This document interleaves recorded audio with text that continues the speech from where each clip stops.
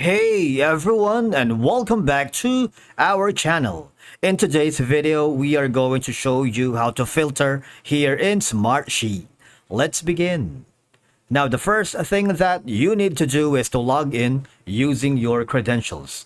If this is your first time here in Smartsheet, I want you to click the sign up option. And from here, just to follow the on-screen instructions and you're good to go.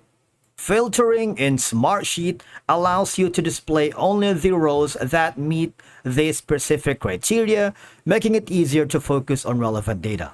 Once you are logged into your Smartsheet account, open the sheet you want to filter. And in my case, this is going to be the file. I'm going to click on it. And then now there are two ways for you to add filter or create a filter. One is just go here beside the view, grid view, board view, timeline.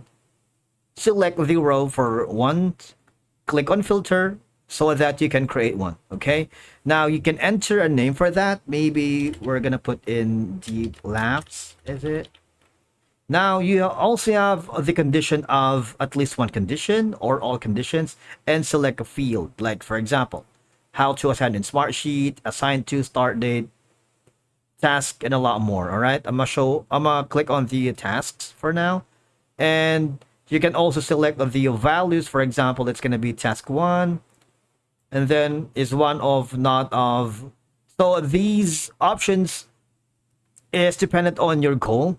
All right, so I leave that to you. You can also include the parent rows if you wanted, and click on apply. You see that? Now I'm gonna undo that right now by clicking this option, undo. And then the next option that you can access the filter is just right click on the column or rows if you wanted. Click on filter. It's the same process all over again, wherein we can also enter the name. And if you don't want to choose the options that we have selected earlier, just click on apply. But of course, you need to enter the value, right? Select the value, select all.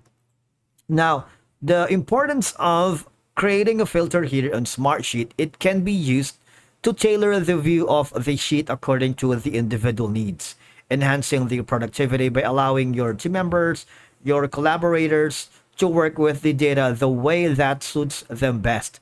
All right, because filters can be used to test different scenarios by showing how changes in specific variables affect the overall project. This is useful for planning and forecasting. And of course, it enables you to work more effectively by focusing on the data that matters most to you, improving both productivity and project outcomes. Thank you so much for watching. We will see you again in the next video.